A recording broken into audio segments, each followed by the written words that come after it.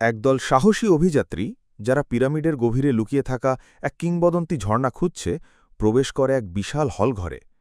তাদের বিশ্বাস তারা চির যৌবনের উৎস খুঁজে পেয়েছে, তবে তাদের সামনে শুধু একটি গভীর ভয়ঙ্কর খাদ।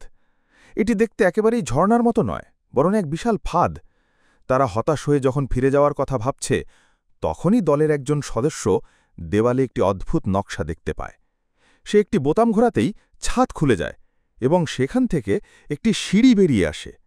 সবার চোখে মুখে আসার ঝলক দেখা যায়। তারা বুঝতে পারে এই সিঁড়ি তাদের সেই রহস্যময় ঝর্ণার কাছে নিয়ে যাবে। দলের সদস্যরা সাবধানে সিঁড়ি বেয়ে নিচে নামতে শুরু করে। প্রতিটি পদক্ষেপে তাদের উত্তেজনা আরও বাড়তে থাকে।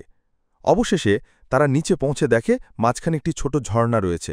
সবাই বিস্ময় আর আনন্দে সেটির দিকে এগিয়ে যায়। ঝর্ণার কাছে পৌঁছানোর পর তারা দেখতে পায় পাশে একটি রহস্যময় শিলালিপি খোদাই করা আছে।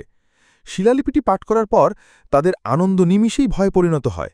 সেখানে লেখা আছে, ঝর্ণার জল পান করতে হলে তার বিনিময়ে কোনো প্রিয়জনের জীবন দিতে হবে।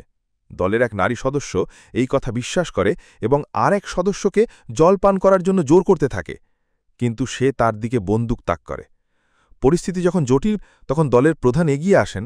তার হাতে একটি গভীর ক্ষত ছিল। তিনি ঝর্ণার জলে হাত ডোবাতেই তার ক্ষত পুরোপুরি সেরে যায়। তিনি বুঝে যান ঝর্ণাটির অমরত্বের শক্তি আছে, কিন্তু তার বিনিময়ে সত্যিই কোনো প্রিয়জনের জীবন কেনা নেবে। দলের প্রধান হতাশ হয়ে পড়েন। তিনি বুঝতে পারেন এই ঝর্ণা তাদের জীবন বাঁচানোর জন্য নয়, বরং প্রিয়জনদের উৎসর্গ করার জন্য। তিনি সেই ভয়ঙ্কর সত্যটি প্রকাশ করেন এবং সবাইকে সাবধান করেন।